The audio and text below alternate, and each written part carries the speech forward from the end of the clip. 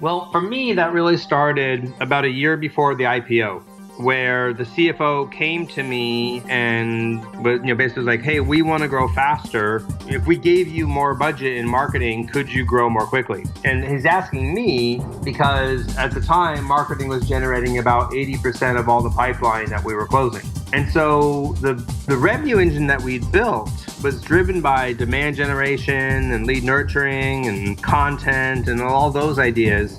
And it was extraordinarily effective. But in terms of scaling, it wasn't just like I could write more blog posts and magically we would generate more pipeline. Driving sustainable growth for a B2B company can be daunting, especially when trends in marketing are evolving so quickly. The road to success is continually under construction, so you have to be on the lookout for new insights to help you drive growth. Welcome to TrendSpotters. Our goal is to provide practical wisdom through brief conversations with B2B thought leaders to help you grow your business. Here's Candyce to introduce today's guest. Inbound marketing and lead nurturing can be incredibly effective for building a sales pipeline, but it doesn't always deliver sufficient engagement to support a named account strategy. So when Marketo needed to speed up their growth in preparation for their IPO, they turned to outbound target account strategies. Today, I get to talk with Jon Miller. He was the co-founder and VP of marketing at Marketo, a marketing automation provider. He helped take that company from launch to a $1 billion IPO with $150 million in annual revenue. Jon walks us through the specific steps he followed to win named accounts in collaboration with the sales team at Marketo. This strategy ultimately led him to co-found his current company, Engagio, which enables account-based strategies. Today, you'll find concrete, actionable ideas that you can use to scale your marketing and go after key named accounts. So let's dive into the conversation. Thank you for joining me, Jon. I've been really looking forward to interviewing you. Yeah, it's good. We've been looking forward to this for a while.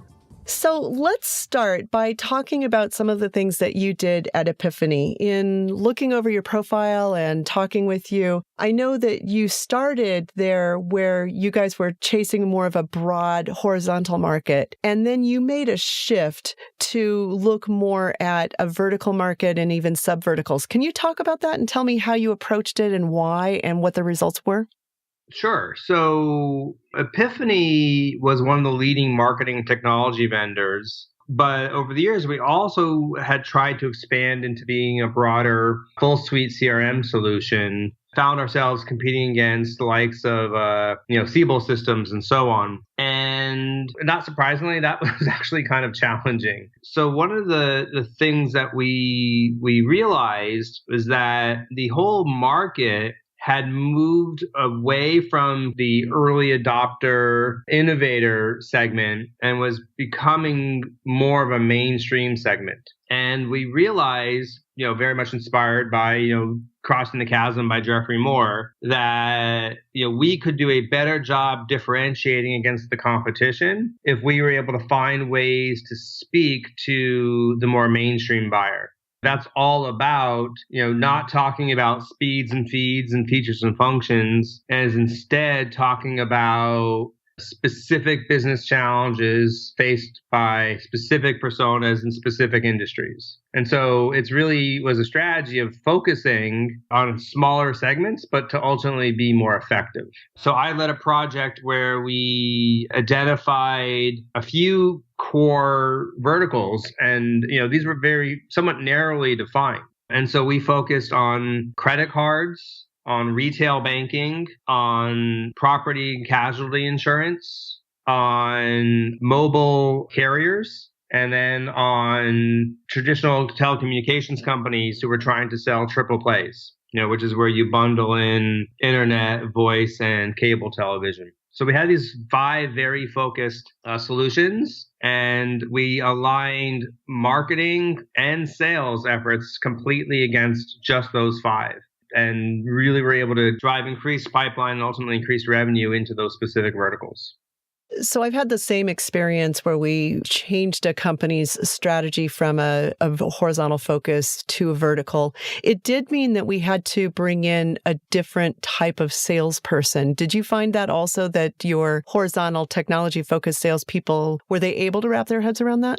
At the time, that wasn't actually a big challenge. Epiphany had a very high-end enterprise sales force. People with, 15, 20, 30 years of selling experience, used to just talking to the biggest, most complicated companies. So this audience was already fairly comfortable with the concept of solution selling. Mainly what they just needed was the support of, okay, in these verticals, in these messages, who are the companies, who are the people, what are their challenges, give me the tools to have those conversations. And so I totally would understand why at many companies that would be a big deal, but it turned out at Epiphany we were mostly okay. So tell me about the results when you made that transition. Gosh, it's an awfully long time ago. I mean, 13, 14 years ago. So I'll struggle to give you specifics. But, qualitatively, we had more pipeline from the targeted verticals. We had, more revenue, and we had, frankly, better marketing and sales alignment. As a marketer, it's pretty gratifying when the head of the Eastern sales region asks me, to fly out to his executive team offsite so that I can, work with just these sales leaders talking about these specific industries and these challenges, right? It was one of the first times they had a marketer come to that offsite. It makes it so much more straightforward when you're looking at a specific vertical to give them the talking points, the playbooks, all that they need to be able to more effectively target. It's much more difficult, I think, in a broader horizontal strategy. Totally agree. So then you co-founded Marketo and built that up pretty quickly as well. Did you take a vertical focus there initially, or was that more horizontal from the very beginning? Marketo was very much horizontal by design. The big idea of Marketo was that we wanted to leverage the technology transformation driven by software as a service to unlock the marketing category. Slightly more detail, marketing technology had always been a hard purchase because most CFOs don't want to invest capital into a cost center. And traditional software purchases were capital purchases. Marketers historically always had large operational budgets to get trade show booths and print materials and so on. So we thought that SaaS was sort of uniquely enabled to let us sell high-end sophisticated marketing software that marketers could buy out of their own operating budgets. And, that turned out to be, I think, the key catalyst that caused the marketing technology to take off.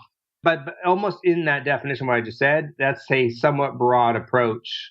Now, the reality is Marketo's first 2 or 3 years, we were inadvertently vertical because we only sold to high-tech companies. And that's just sort of the reality of selling to early adopters. You're often selling to other technology vendors. And then we kind of expanded out from there. So I had an opportunity to interview Amy Guarino not long ago, and she talked a little bit about the channel strategy and some of the surprises that came out of that in terms of you guys getting access to some of the larger enterprise deals through the channel, and that was kind of an area that you hadn't necessarily expected to penetrate. Did that start to make you guys think more about an account-based focus for targeting accounts, or had you already started that? Well, for me, that really started about a year before the IPO, where the CFO came to me and basically was like, hey, we want to grow faster. If we gave you more budget in marketing, could you grow more quickly? And he's asking me because at the time, marketing was generating about 80% of all the pipeline that we were closing. And so the revenue engine that we'd built was driven by demand generation and lead nurturing and content and all those ideas. And it was extraordinarily effective. But in terms of scaling, it wasn't just like I could write more blog posts and magically we would generate more pipeline. So when we needed to grow even faster, we looked to more outbound strategies, where we identified a list of target accounts that we wanted to get, and we found proactive, personalized ways to go after them. And that's why I sort of came up with the analogy I've been using, that the kind of marketing we had been doing that was, led by content and demand gen, that was like fishing with nets.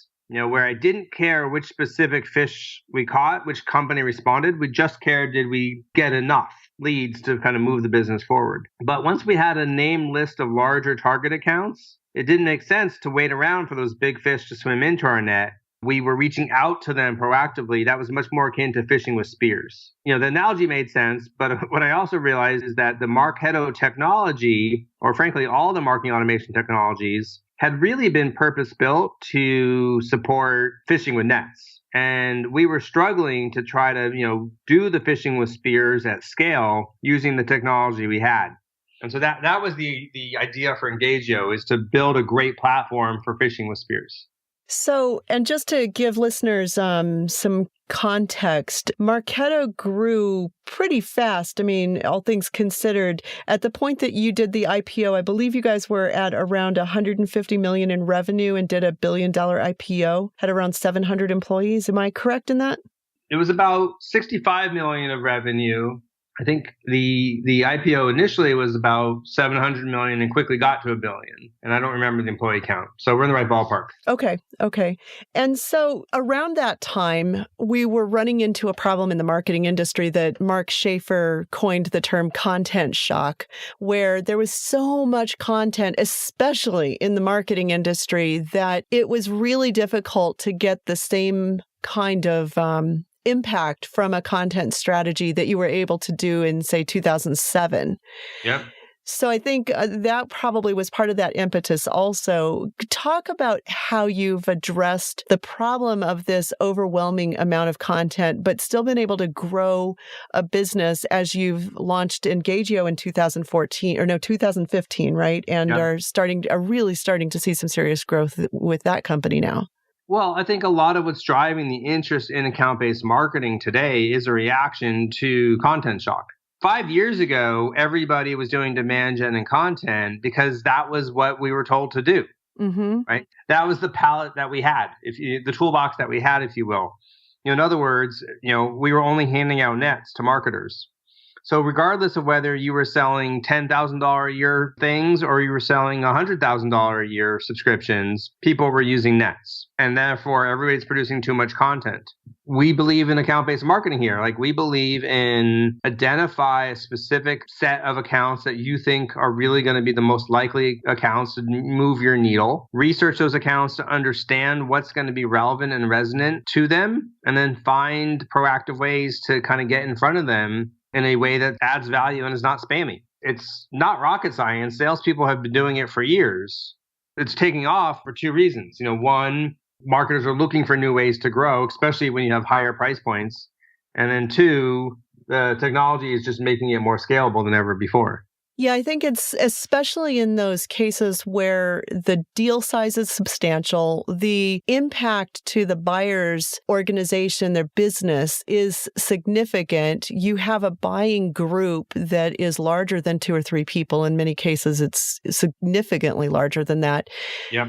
It's impossible to look at those as one-off leads. And we've certainly run into that problem with our own clients where you get this very deceiving information with an incredibly high lead score for one person, but they're the only person engaging with the company, is not necessarily as viable a prospect as somebody that might have just, a couple of pages per visit, but 3 or 4 people, or maybe 5 or 6 people have visited the website over the course of a couple of months. That's, even though a Marketo or any kind of marketing automation may not give them a very high score as an account, that's a much more appealing target to me for an early stage opportunity.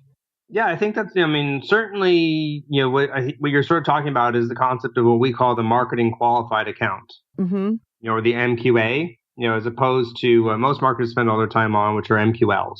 Right. When you see a depth and breadth of interest at the target account, we think that's actionable. By the way, you don't need to follow up with the 5 junior people who downloaded your ebook. Follow up with their boss, right? And that's going to be a more powerful, way to, get a more strategic, larger deal going anyways.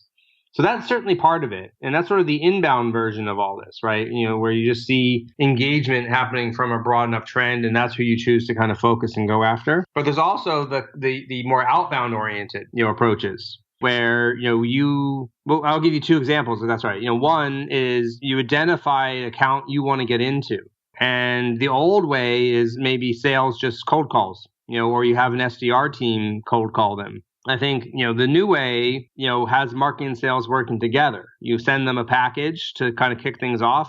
Maybe you've also bought some display ads to warm things up. The package that marketing send is then followed up by a series of emails and phone calls from multiple people, from salespeople, from executives at your organization, you name it, reaching out to multiple people in their organization to basically, try to unlock, get a conversation going. It works extraordinarily well, but as you can kind of imagine, it's pretty hard to coordinate, make sure that all the right things are happening at the right time. So that was part of the challenge that we saw, from Marketo, is how to really run those integrated plays at scale. Mm-hmm. Another one that I'm really interested in a lot these days is, the concept of opportunity or deal nurturing. One of the things that I'm noticing is that sales is spending most of their time, obviously, in the opportunities that are later in the sales cycle, negotiation, pricing, legal, that kind of stuff. The problem is that a lot of companies, as soon as the opportunity gets created, they stop nurturing the people at that opportunity. Right. Because sales says, hey, it's mine now. Keep your hands off marketing. I want to be able to control the message and the story here. And so there's this gap that's been created, between opportunity creation and late stage sales process. And in many ways, it's similar to the gap that existed 10 years ago between marketing, getting inquiries, and creating the opportunity. So 10 years ago, we solved that first gap with lead nurturing. I see today companies needing to be thinking about, how do I solve that opportunity nurturing gap?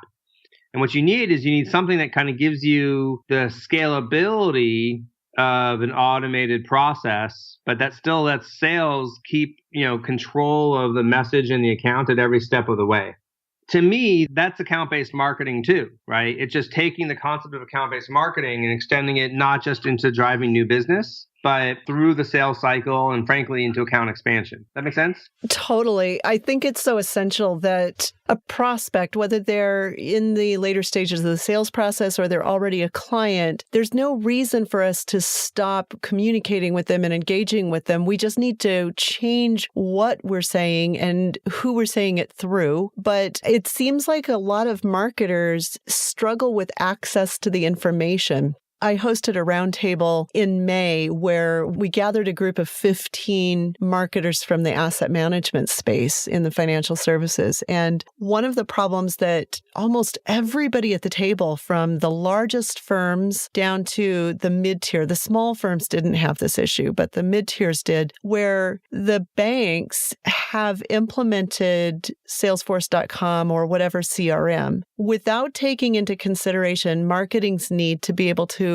look into the system and identify what's going on in accounts that have already closed or accounts that are in the closing process, and even understand what engagement looks like at that level and to facilitate that process. It's been a really interesting problem where the enterprise implementation of the CRM didn't take into account the line of business field teams' needs. And so they kind of sacrificed effectiveness for efficiency and cost efficiency.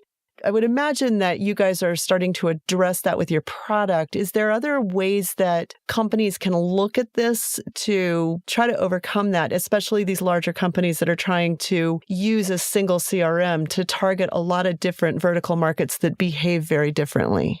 Well, CRM by itself, I don't think has ever been, frankly, really built up to support the needs of the marketer.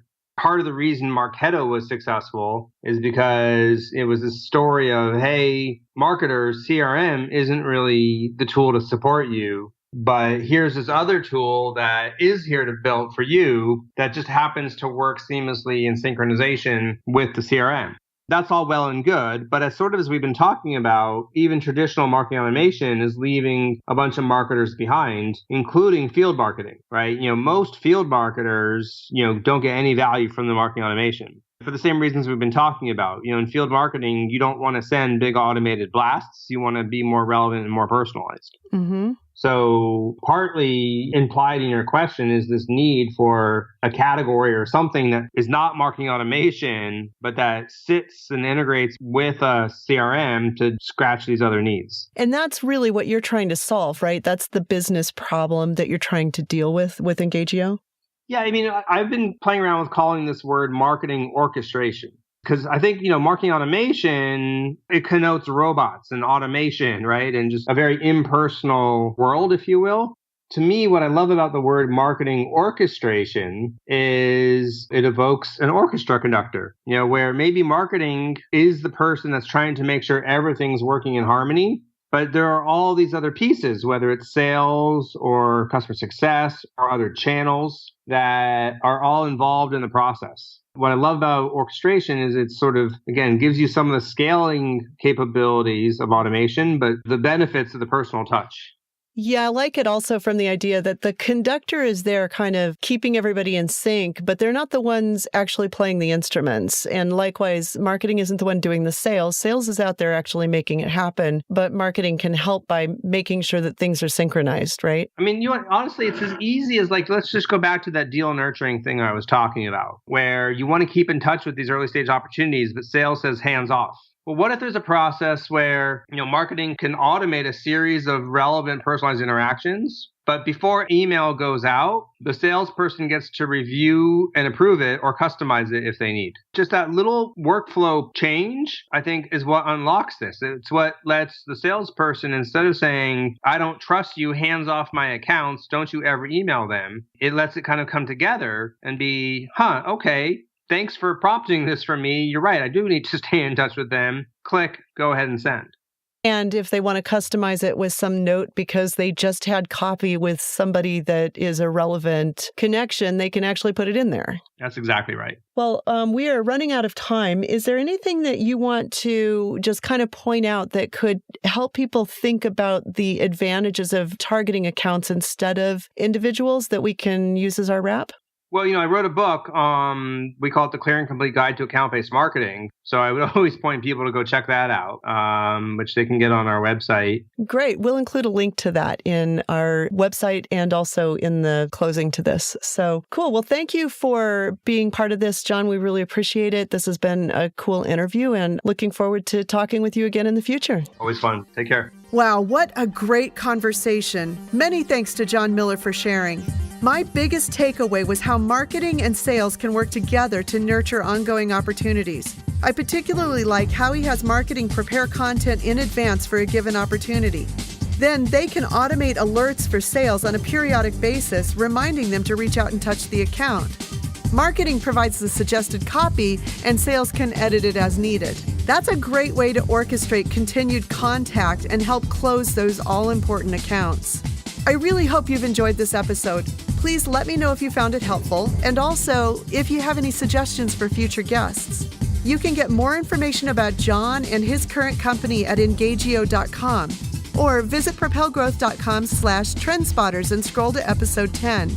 There, you'll find a transcript for this episode, as well as links to Jon's website, book, and social profiles. And while you're there, check out our other episodes. Each session dives into topics that will help you drive growth in your business. Join me in 2 weeks for our next talk. Hey, thanks for listening. We hope you found value in today's episode and welcome your feedback. You can subscribe to the podcast via iTunes or Stitcher. We'd really appreciate your help with getting the word out about TrendSpotters. Could you please review us on iTunes and share the podcast on LinkedIn and Twitter? Thanks. For more insights on smart business growth, visit us at propelgrowth.com.